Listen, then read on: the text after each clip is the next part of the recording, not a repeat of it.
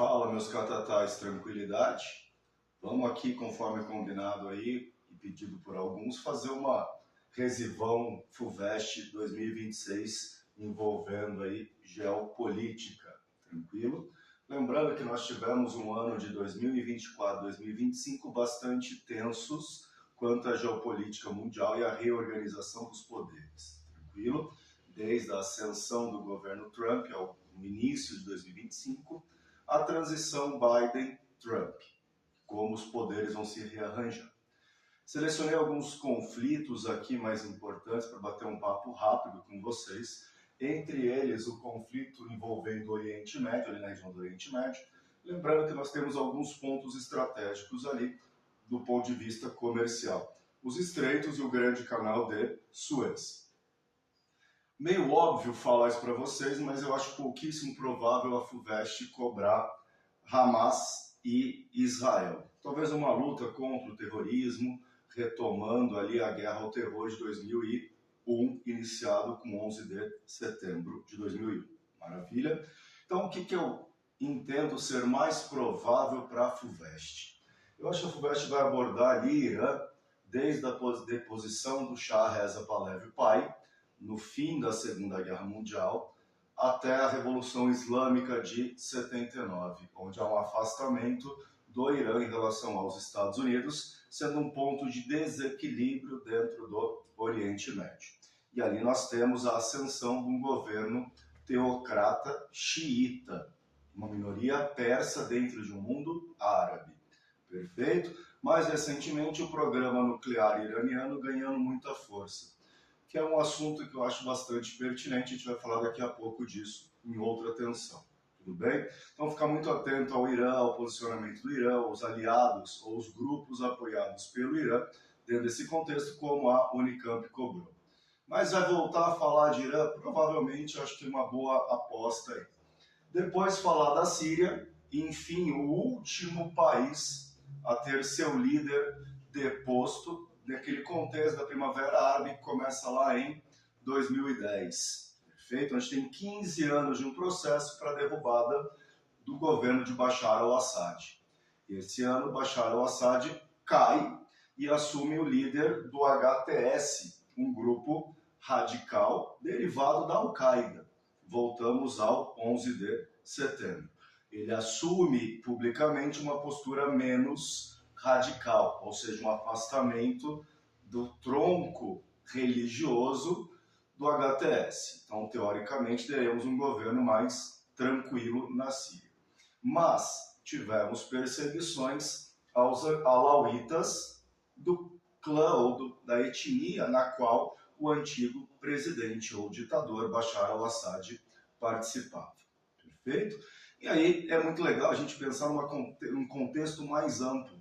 Os grandes aliados do Bashar al-Assad estavam envolvidos em outros conflitos. O Irã preocupado em dar apoio ao Hamas e ao Líbano, principalmente ao grupo Hezbollah, o partido, o grupo terrorista Hezbollah.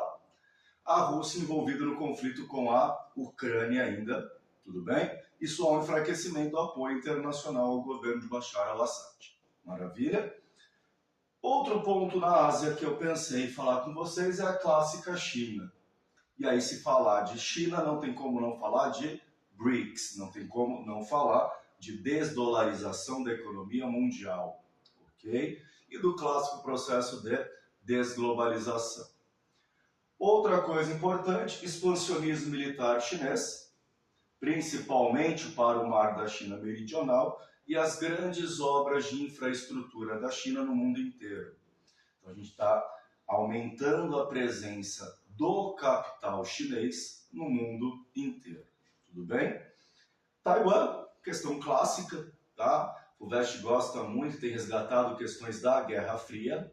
Lembrando que o problema de Taiwan nasce antes da Guerra Fria, mas ele se efetiva a partir da Revolução Chinesa de 49, onde Chiang Kai-shek, nacionalista, vai para Taiwan.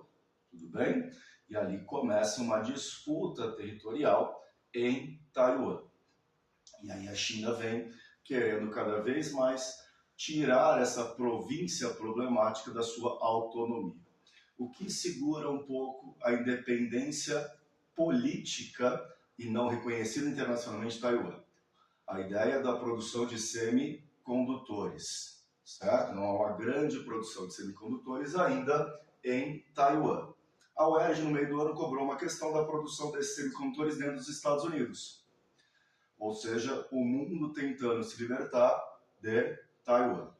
Outro assunto que já apareceu esse ano, a própria Caxemira, e aí eu vou falar mais da questão nuclear. O mundo vem num processo de renuclearização, com ameaças das duas potências herdadas da Guerra Fria, tanto a União Soviética quanto os Estados Unidos da América. O tio Putin falou que se precisar usar, ele vai usar, e o Trump falou, se você usar, eu uso também, e a China falou, eu tenho também armas nucleares. E lembrando que nos anos 60, nós temos um programa de desnuclearização mundial, que é o Tratado de Não Proliferação. Por que não falar de Cuba? Falar de crise dos mísseis em história, ok? Outro ponto, vamos para a Europa. E aí, quando falamos de Europa, não tem como não falar dos nacionalismos, tanto aqueles separatistas quanto os ultranacionalismos europeus. Crise de refugiados, grande presença ali de movimentos de extrema direita. Um conflito europeu, envelhecimento populacional, carência de mão de obra e políticas anti-migrações. A remilitarização europeia, lembrando que nesse processo dito de desglobalização, nós temos uma crise das entidades multilaterais. No caso, a OTAN, grande defensora da Europa, vem sendo questionada. Por isso que vários países europeus iniciaram a sua política de remilitarização. Tudo bem? Clássico Balcãs tem aparecido, volta e meia. Em 95 a gente tem o Acordo de Dayton, que é onde sela-se a paz nos Balcãs. E esse ano nós temos um problema envolvendo o Kosovo, pouco falado, ok? Mas o Kosovo é um país independente com não reconhecimento da Sérvia. E, obviamente, a Sérvia é um grande aliado da Rússia, a Rússia também não reconhece a independência da província do Kosovo, de maioria albanesa, dentro da Sérvia.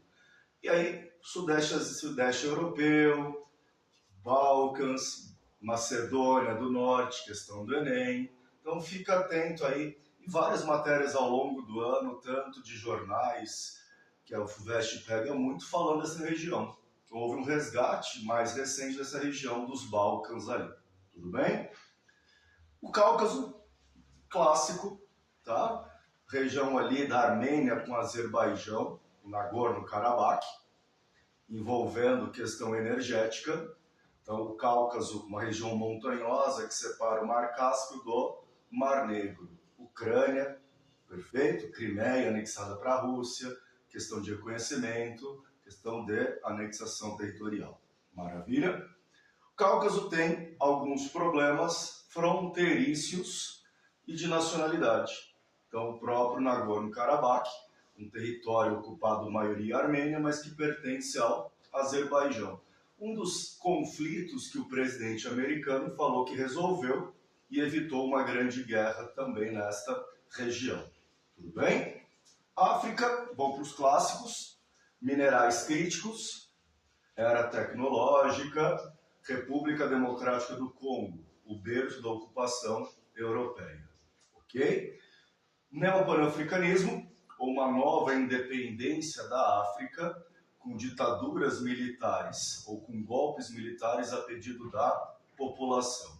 Perfeito? Então a população tem pedido aos militares que assumam. Um pouco na onda desses conflitos da geração nova, tá? O que nós tivemos no Nepal, pouco provável cobrar, que foi mais recente, mas essa organização da juventude novamente aparecendo.